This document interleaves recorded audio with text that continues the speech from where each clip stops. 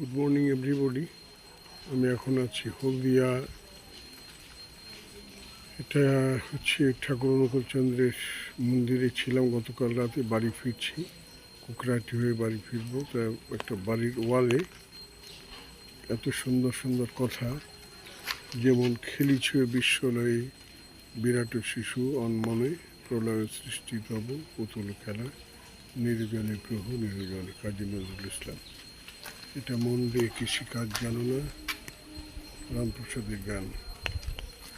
এটা হচ্ছে ত্রিনাদপি শুনি চেন তারাডপি শুইস না, আমার না শ্রী চৈতন্য দেবীর কথা।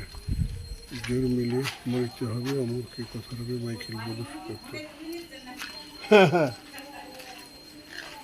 মন দিয়ে আজ সহজে ভালো মন্দ যাই আসুক লয় সহজে, আবার আসিব ফিরে ধান সিঁড়িটির ফিরে এই বাংলায়, হয়তো মানুষ নয়।